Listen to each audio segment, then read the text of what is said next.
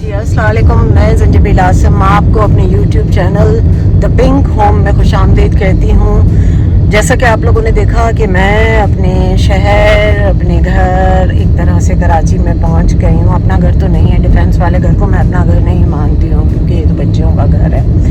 मेरा घर तो वो है जहाँ पे मेरी बहुत सारी एक्टिविटीज़ होती हैं। यहाँ पे भी कर ही लेती हूँ कुछ ना कुछ इंटरेस्टिंग, लेकिन यहाँ पे बिज़ी स्केड्यूल बहुत होता है क्योंकि मैं यहाँ आती ही तब हूँ जब मेरे कुछ काम होते हैं। तो हम चूँकि आए थे तो अभी अनुषे की एंटीबायोटिक का रात को लास्ट डोज था, तो मुझे यहाँ पे रहना भी पड़ा। फिर मैं चाह रही थी संडे को अनुषे वापस जाएगी तो उसको एयरपोर्ट छोड़ती और फिर मैं निकल जाऊँ आगे बहरिया टाउन की तरफ अपने घर में, द पिंक होम में। तो अच्छा, अब ये है सूरत हाल कि आज जैसे कि आपने देखा मेरे दाने तो ख़त्म हो नहीं रहे हैं, और अगर मुझे आइसोट्राइटिनाइन ही शुरू करनी है तो बेहतर यही है कि मैं डॉक्टर खिलजी, जो मेरी बेटियों के, हम सब के बहुत पुराने कॉस्मेटोलॉजिस्ट हैं, मैं उनके पास जाऊँ, उनकी सजेशन से अपना इलाज करवाऊँ। तो अभी मैं जा रही हूँ डॉक्टर खिलजी को दिखाने। होपफुली उम्मीद तो ये है कि आज सैटरडे है और उनके पास रश कम हो और वो अपना क्लिनिक करते हो। मैं बहुत अरसे से गई नहीं हूँ, मेरी बेटियाँ तो लगातार उधर ही जाती हैं, तो जाके उनके पास एक चक्कर लगा के आऊँगी। और उसके अलावा मुझे मेरा जो ब्लैक सूट आपने देखा था उसके लिए मुझे पैंट ख़रीदनी थी, मुझे वो पैंट का कपड़ा ख़रीदना है, फिर वो मास्टर वहीद को देना है ताकि वो मेरी रेडी कर दे। और इसके अलावा भी हाँ, आज मैंने अपने बालों का कलर चेंज कराना है। अनुषे उठे 1 बजे, हमारी वहाँ पे अपॉइंटमेंट है, तो मैं जब जाऊँगी तो मैं ज़रूर आपको बताती हूँ कि हम कौन सा कलर करवा रहे हैं और क्या है, और स्ट्रीक्स हैं, लो लाइट है, हाई लाइट है। सच्ची बात तो ये मुझे इतना नहीं पता, ये मुझे मेरी बेटी को ज़्यादा पता होता है। फ़ैशन के बारे में हमें कुछ भी मालूमात हासिल करनी होती है तो हम अनुषे से रिजू करते हैं। तो 1 बजे मेरा कलर चेंज भी है, तो बस आप लोग जुड़े रहें मेरे साथ, और जहाँ जहाँ मैं जा रही हूँ मेरे साथ साथ चले।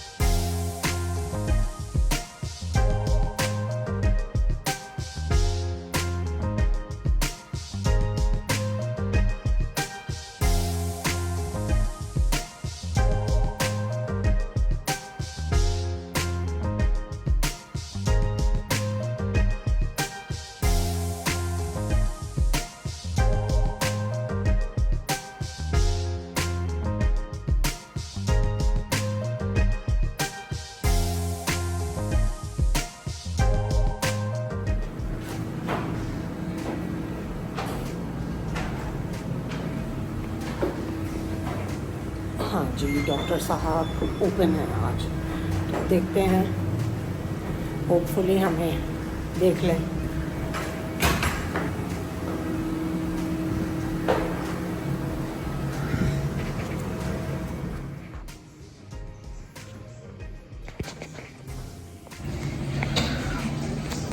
हाँ जी, तो मैं पहुँच गई हूँ डॉक्टर खिलजी के पास और अभी दिखाने भी लगी हूँ अपने पिंपल्स।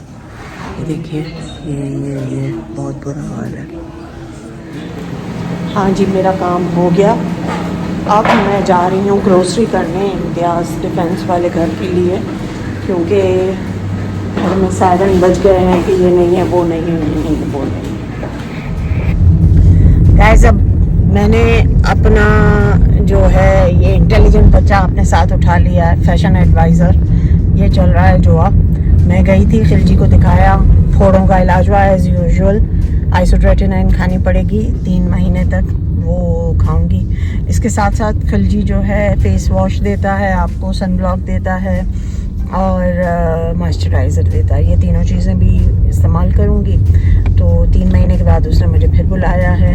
और उसके अलावा हाँ, मैंने जो ब्लैक कलर की पैंट लेनी थी वो मैंने ले लिया। बहुत अच्छा कॉर्ड्राय का कपड़ा मिला है। मैं घर जाके आपको मैं दिखाती हूँ, लेकिन अब क्या काला कपड़ा खाली क्या दिखाऊँ मैं आपको। जब सिल के आ जाएगा तो पूरे जोड़ों के साथ जो हॉल दूँगी उसमें दिखाऊँगी आपको। और अभी तो डाई कराते हैं जाके, जो आप पे सोच रही हूँ पेडिक्योर करा लूँ, पैर भी साफ हो जाएंगे, थोड़े से धुल जाएंगे। गैस बेटियों के एतराज़ात सुनिए। हाँ जी बताइए। अभी तो कराया था आपने लाहौर आने से पहले। हाँ आपने कुछ खास आपने तो कोई मूवमेंट नहीं की थी। अच्छा गाइस मैंने कोई काम नहीं किया, आप सच बताएं। मैंने आपके साथ साथ मैं चल के हाँप गई इस लड़की के पीछे और उसको यकीन ही नहीं आ रहा है।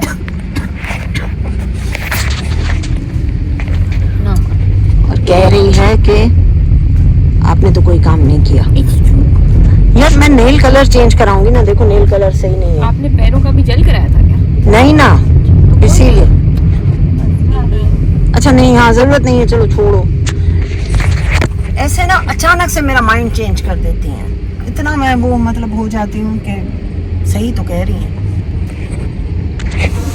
बोलो व्लॉग्स बनाते बनाते इनका लेट ही हो गया।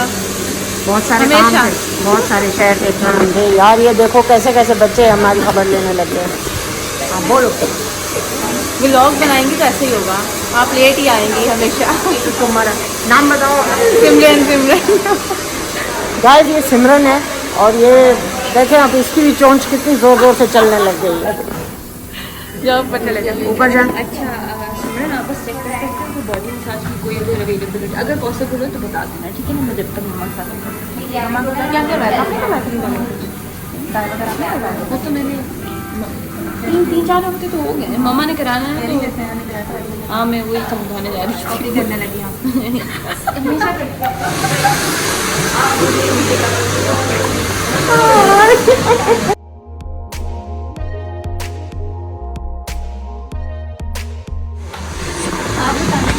मैं भी कल आने के बाद मुझे डेंगू हो गया था, मम्मा तो लगा रही थी जब साथ में हाँ जी। क्या करा अलिशपा कहाँ है? अलिशपा मेरे सर का क्या हाल करने लगी हो? अलिशपा कह रही है क्या हटा दूँ?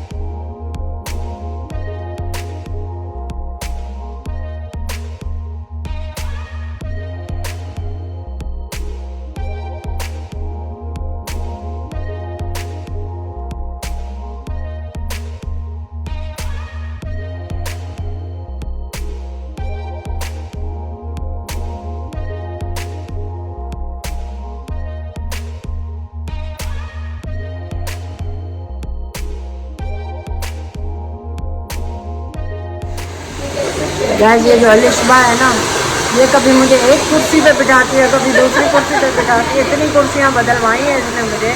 बस देखो, हम आपको प्यारा बना रहे हैं ना। चलें जी, देखते हैं कितना प्यारे निकलते हैं हम।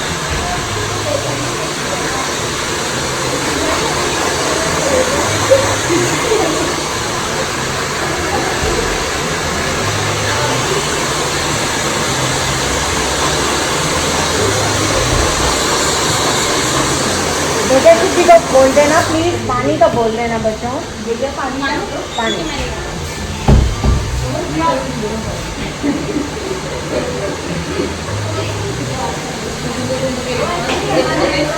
गणा।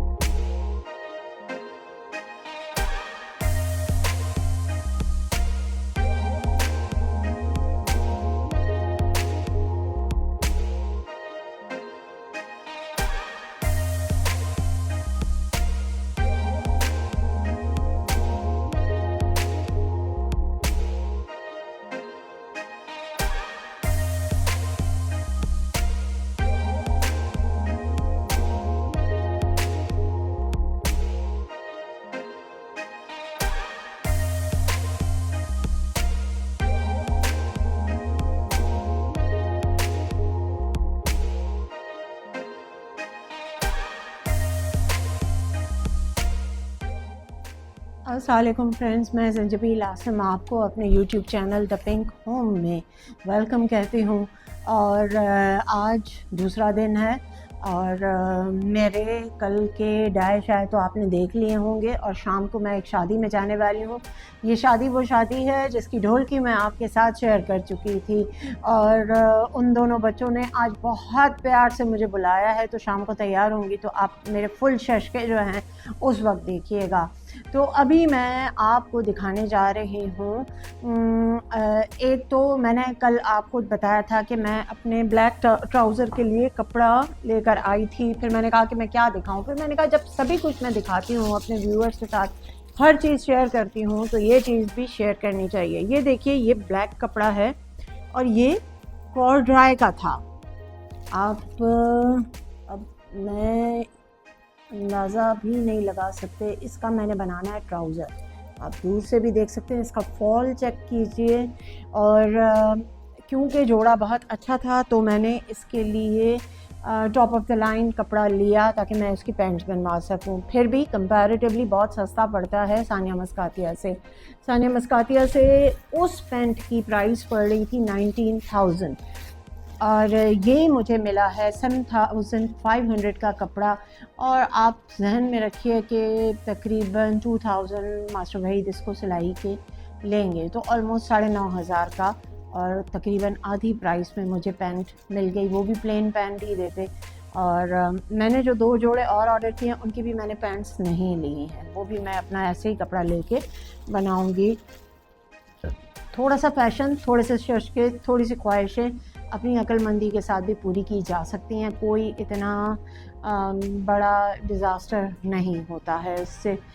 अच्छा, फिर जब मैं खिलजी की शॉप से निकली तो आपको पता है खिलजी की जो शॉप कह रही हूँ, सॉरी, क्लिनिक, खिलजी का जो क्लिनिक है, डॉक्टर खिलजी का क्लिनिक, उसके नीचे मियासा जो जूतों की दुकान है वो है। और मुझे जो ब्लैक जोड़ा पहनना था जो आप देख चुके हैं, मैं एक इवेंट पे जा रही हूँ, वो भी बहुत जल्द मैं आपके साथ शेयर करने वाली हूँ कि वो इवेंट क्या है और मैं कहाँ जा रही हूँ, वो भी मैं आपको बताऊँगी। लेकिन मुझे उसके लिए शूज़ भी ख़रीदने थे तो मैं वहाँ चली गई। वहाँ पे ज़बरदस्त सेल लगी हुई थी, तो मैं आपको अपने जूते दिखाती हूँ कि ये देखिए, ये है मियासा, ये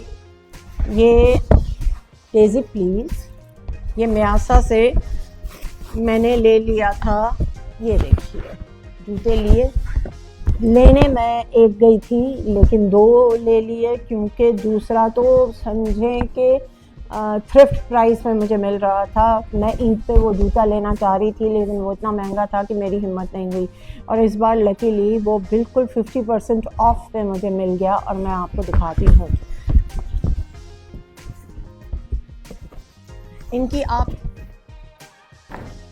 इनकी ना आप पैकिंग देखिए गाइस, ये देखिए। डेजी प्लीज़, ये यहाँ से ये देखिए, ठीक है। अच्छा, अब मैं आपको दिखाने लगी हूँ कि डेजी, ये देखिए, ये इनके कार्ड्स एंड एवरीथिंग जो आपको एक रिच लुक देती है अंदर से। ये है मेरे ब्लैक सूट के साथ मैंने ली है हील अपनी।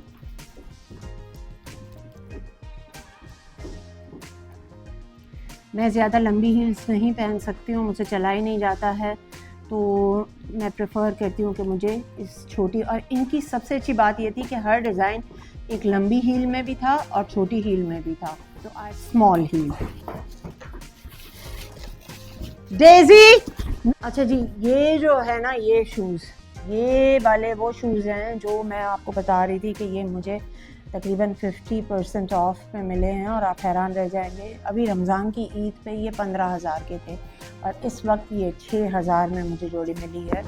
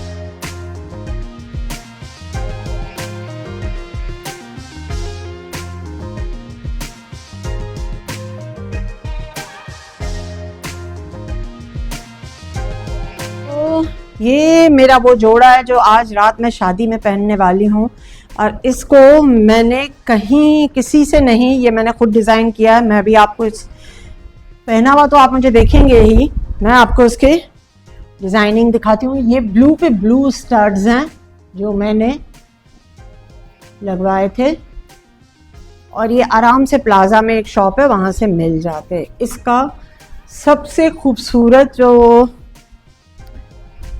पहलू है वो है इसका दुपट्टा, जो अभी मैं आपके साथ शेयर करने लगी हूँ।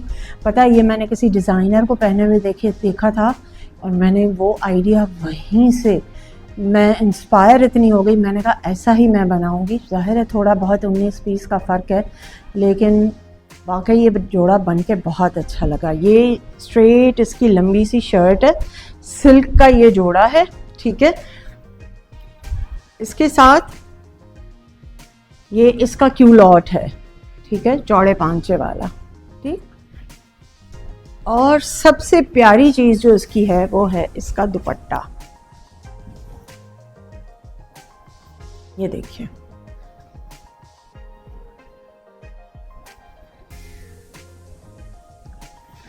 ये ऑर्गेन्जा का दुपट्टा है, ठीक है। और मैंने ऑर्गेन्जा, ये वाइट कलर का मैंने लिया था, प्योर ऑर्गेन्जा आपने लेना है, ठीक है। और वाइट कलर की लेस ले ली मैंने, और इसको ये ब्लू तो रंगा हुआ ही मुझे मिल गया था, और मैंने सेम टू सेम इसी कलर का इसको डाई करा लिया, और उसके बाद मास्टर वहीद ने इसको सी के ये एप्लिक करवाया है। और ये इतना खूबसूरत जोड़ा, आप यकीन कीजिए, इतना रिच लुक देता है। आप मिलादों में, दावतों में, आप कहीं भी पहन के जा सकते हैं। बहुत डिसेंट जोड़ा है, गेट टुगेदर में बहुत अच्छा लगेगा, मिलादों में अच्छा लगेगा, है, आता तो फॉर्मल ही उसमें है, लेकिन ज़ाहिर है मेरे घर की शादी नहीं है, मेरे बच्चे के भी दोस्त की शादी, और बच्चों ने इतने प्यार से मुझे बुलाया है तो मैं जा रही हूँ। तो ऐसे इवेंट में पहनने के लिए ये बेहतरीन ड्रेस है। लेसेस बनी बनाई मिलती हैं और 2 दिन में तैयार हो गया था। अगर आपका दर्जी सच्चा है और उसके पास एप्लिक वाला भी अच्छा बैठता है तो ज़रूर ट्राई कीजिएगा। और इसको ही मैच करने के लिए मैंने ना इस पे ये ब्लू पे ब्लू स्टड्स भी लगा लिए थे। ये डार्क ब्लू स्टड्स हैं जो मैंने लेके इस पे लगवाए हैं, और ये सारा मास्टर वहीद के हाथ का कमाल है। ये देखिए, पहन के एक बार मैं पहन चुकी हूँ और असल मज़ा तो आज पहनने में है, क्योंकि मेरे व्यूअर्स मुझे देखेंगे, ठीक है ना। और ये बताइए, आप लोग ये सब्सक्राइब करना छोड़ दिया है क्या?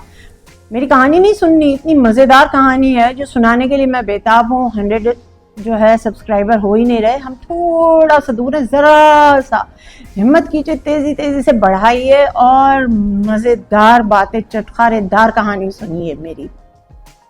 हाँ जी, तो मुझे उम्मीद है कि आप सब लोगों ने कल नूरजहां ड्रामे की लास्ट एपिसोड देखी होगी। तो मैंने सोचा, मैं बहुत दिनों से जब अपने सारे कैरेक्टर्स पे बात कर रही थी, तो जैसे मैंने अभी तक 2 कैरेक्टर्स बिस्मिल पे बात की, क्योंकि नूरजहां जब तकरीबन अपने अख्तिताम को पहुंचने वाला था तब तो मैंने जाके व्लॉगिंग शुरू की और मेरा और आपका एक तरह का रिश्ता बन गया और हम लोग एक दूसरे के साथ जुड़ गए। तो आज क्योंकि नूरजहां रात को ख़त्म हुआ है और मुझे बहुत सारे एप्रिसिएशन के जो है मैसेजेस रिसीव हुए हैं, और बहुत सारे लोग चाहते हैं कि मैं नूरजहां के बारे में कुछ बात करूं। देखिए, मुझे जब ये टॉपिक दिया गया था, और इस टॉपिक के फाउंडर जो थे वो बेसिकली नदीम बेग हैं, सिक्स सिग्मा में जो होते हैं, उन्होंने कहा कि मैं एक ऐसी सास की कहानी बनाना चाहता हूँ जो बहुत ही सोफिस्टिकेटेड है और बहुत, लेकिन वेरी कंट्रोलिंग है। She is not negative person, लेकिन उसकी कंट्रोलिंग उसको नेगेटिव बनाती है, और उसको ज़वाल जो होता है और सबसे ज़्यादा जो टक्कर देती है वो उसके तीसरे नंबर की बहू आके देती है, और अगेन वो तीसरे नंबर की बहू को अपनी जगह अपने जैसा पाती है। तो इस तरह की मुझे कोई कहानी बना कर दो। तो मैंने जब मैं घर गई, मैंने बहुत सोचा और मैंने डिज़ाइन किया नूरजहां का कैरेक्टर, और इसको टिपिकल सास बहू ड्रामे से निकालने के लिए मैंने इसमें मुख्तियार शाह का कैरेक्टर डाला, इसके जेठ का कैरेक्टर डाला, और क्योंकि हमारा अपना भी बैकग्राउंड फ्यूडल है तो उस फ्यूडल सिस्टम से मैंने कहानी निकाली कि बहुत सारे लोग जो होते हैं, बहुत सारा फ्यूडल सिस्टम है, जैसे जो भी ज़ात पात जो वो लोग जो अपने आप को जो है जो ब्लेस्ड हैं, मतलब सैयद ख़ानदान है, पीरों का ख़ानदान है, ऐसे जो बड़े रॉयल फैमिलीज़ से जिनका ताल्लुक़ है, वो नई आने वाली या गैर ख़ानदान की, गैर ज़ात की लड़की को ज़्यादा एक्सेप्टेंस नहीं देते और उस लड़की को बहुत ज़्यादा सफ़र करना पड़ता है। होता क्या है कि मेरे हिसाब से कुछ लोगों के अंदर ईगो का जो लेवल होता है, हमारी जो पूरी साइकी है ये डिफरेंट इमोशंस के रेशोज़ से बनी हुई है। बाज़ लोगों की ईगो जो है उसका रेशो उसकी ज़ात में बहुत हाई होता है, बाज़ लोगों का बहुत लो होता है। आप देखते हैं कि कुछ लोग ऐसे होते हैं ज़रा सी बात पे रूठ जाते हैं, कुछ लोग ऐसे होते हैं जिन्हें जान से भी मार डालो हंसते रहेंगे। हम कहते हैं ये तो ढीठ है, ऐसा नहीं है, वो ढीठ नहीं है। उनके अंदर की बिल्ट इन क्वालिटी जो है, मेरे परवरदिगार ने उनके अंदर ईगो का मेजर जो है वो लो रखा होता है, इस वजह से उन्हें अपनी इज़्ज़त बेइज्जती महसूस नहीं होती। और बहुत सारे लोग होते हैं जिनका ईगो का रेशो बहुत हाई होता है, ऐसे लोगों को जब आप भट्टी में पीसते हैं, ज़िल्लत की भट्टी में, इग्नोरेंस की भट्टी में, जिनको आप वैलिडेशन के अमल से बार बार उनको ज़ीरो मार्क्स दे देते हैं, बावजूद इसके कि वो मेहनत भी कर रहे हैं, वो अच्छा बनना भी चाह रहे हैं, लेकिन किसी ना किसी बिना को आप जो है ना अपनी बेस बना के आप उन्हें ज़ीरो मार्क्स दे देते हैं। तो ऐसे लोग जिनकी ईगो का बर्तन ज़्यादा हो और वो अपनी इंसल्ट को बर्दाश्त करते करते करते करते करते वो खुद एक नासूर बन जाते हैं। और उस नासूर की जो ज़िंदा शक्ल है वो नूरजहाँ है। कि बहुत सारे लोगों ने मुझे ये भी कहा कि आप नूरजहाँ का प्रीक्वल बनाइए, जिसमें आप बताइए कि नूरजहाँ ने आखिर ऐसा क्या फेस किया कि जिसकी वजह से नूरजहाँ ऐसी बन गई। तो प्रीक्वल तो मैं नहीं बनाती हूँ, अलबत्ता एक ड्रामा आपको अपना ही सजेस्ट कर रही हूँ। उसको लिखे हुए बहुत अरसा हो गया और मैंने अपने करियर के स्टार्ट में लिखा था और वो कैरेक्टर भी प्ले किया था। सबा हमीद ने गीती आरा का कैरेक्टर था। आप यूट्यूब पे आज भी सर्च करके उस ड्रामे को देख सकते हैं। उसका नाम था मरासिन A+ से ऑन एयर हुआ था और वो मेरा फेवरेट ड्रामा था। और उसमें हमने बहुत ही एक मामूली टच दिया था कि गीती आरा ऐसी औरत क्यों बनी। तो वो आपको बाकायदा वहाँ से नूरजहाँ की खुशबू आएगी। या अगर आप समझें कि वो उसको आप प्रीक्वल तसव्वुर कर सकते हैं, तो उसमें छोटे छोटे फ्लैशबैक्स के थ्रू मैंने दिखाया था कि उस औरत पे ज़िल्लत का कितना कुछ अमल किस तरह से वो गुजरी होगी। बहरहाल वो कहानी कुछ अलग थी, लेकिन कैरेक्टर उसी टाइप का था। और ऐसे लोग जब बर्दाश्त कर करके एक दुनिया में, इस दुनिया में चौमुखी लड़ाई लड़ते लड़ते लड़ते कुछ बन जाते हैं, तो उसके बाद वो अपनी हर चीज़ को संभालना शुरू करते हैं। उन्हें हर चीज़ संभालनी होती है, हर वो चीज़ जो उन्होंने तिनका तिनका करके जोड़ी होती है, जो उन्होंने ज़माने से बचा के जो अम्पायर खड़ा किया होता है उसको बचाए रखने के कुछ उसूल बनाने होते हैं। और सेम वही कुछ नूरजहाँ ने भी किया, जैसा कि उसके लास्ट लेटर में भी उसने यही बताया था। ऑल्दो मैं आपको ये बता दूं कि लास्ट एपिसोड में बहुत ज़्यादा प्रोडक्शन की मेहनत है और ये लेटर्स वगैरह मेरा एंड मैंने जो लिखा था, जो चैनल ने अप्रूव किया था, 2-3 बार उन्होंने मुझसे एपिसोड लिखवाई थी, वो थोड़ा सा अलग था। और ये बहुत बाद में ऑन शूट करके इन्होंने लगाया, और जिसका कि मुझे लगता है कि ये ज़्यादा बेहतर था। मैं बिल्कुल भी उन राइटर्स में से नहीं हूँ जो अगर ड्रामे के साथ कोई अच्छी चीज़, कोई मेहनत करे या कुछ भी करे तो वो अना का मसला बना दे कि तुम लोग होते कौन हो चेंज करने वाले।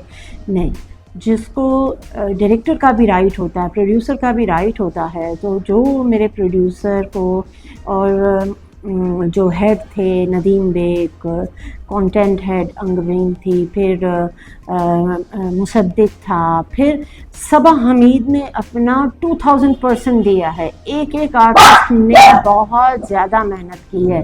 तो उन्होंने अगर इस चीज़ पे बैठ के कोई मेहनत की और कुछ बनाया है, उसको थोड़ा चेंज किया है, तो मुझे इस पे कोई एतराज़ नहीं। इनफैक्ट ये ज़्यादा खूबसूरत, ज़्यादा रिलायबल एंड था और मुझे बहुत मज़ा आया ये देखकर।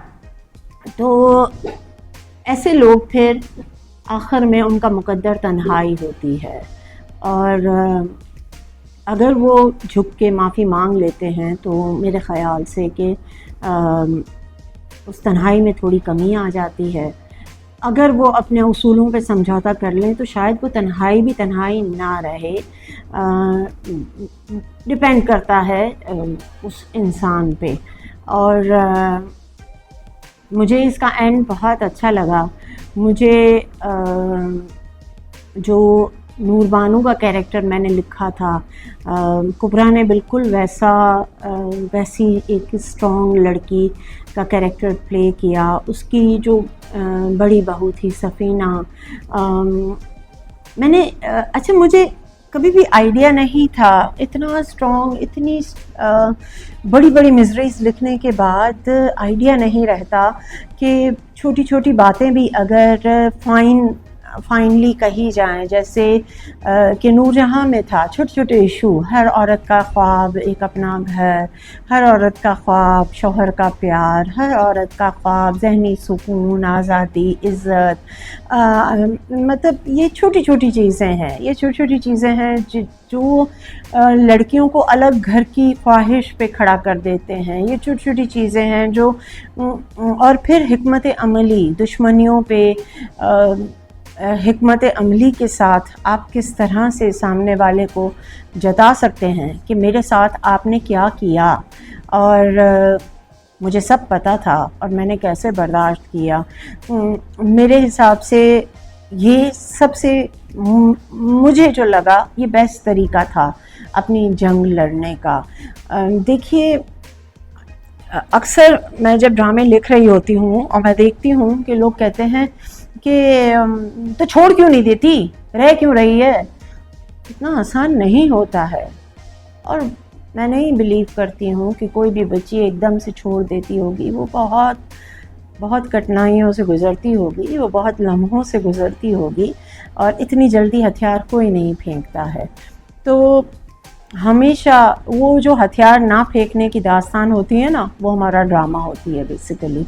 तो थोड़ा सा सब्र रखा कीजिए, और कभी कभी इंतज़ार ज़रूर किया कीजिए कि पॉजिटिव वे भी होते हैं। मतलब देखिए, किसी को छोड़ देना, अपना घर तोड़ देना इज़ नॉट द सक्सेस। पर अगर आप अपना घर भी बचा लेते हैं और सामने वाले को भी एहसास दिला देते हैं और अपनी जंग भी जीत जाते हैं, तो असल सक्सेस वो होती है। लेकिन मैंने इसमें ये भी बताया है कि कुछ चीज़ें जो नहीं निभने वाली होती हैं, वो उनका रास्ता बदलना ही बेहतर होता है और बदलने देना चाहिए, जो कि सुंबल का कैरेक्टर था। तो मुझे बहुत मज़ा आया अपना ही ड्रामा देख के, मैं उसको, और मुझे इतना अप्रिशिएट किया गया, इतनी मैंने उसकी तारीफ़ें सुनी। हालांकि राइटर बेचारा तो इतनी लाइमलाइट खाता ही नहीं है, उसको मिलती ही नहीं है। स्टार कास्ट जो होती है, नज़र वो आते हैं तो वो उनकी इज़्ज़त ज़्यादा होती है हमसे। लेकिन मैं बिल्कुल ऐसे खामोशी से फेसबुक पे नूरजहां की तारीफ़ें देखा करती थी, सुना करती थी, जो जैसे कोई माँ अपने किसी होनहार बच्चे की तारीफ़ें बटोरे और वसूल करे और सुन के ही खुश हो जाए। तो मैं बहुत खुश हूँ, मुझे अल्लाह ने इज़्ज़त दी इस प्रोजेक्ट को।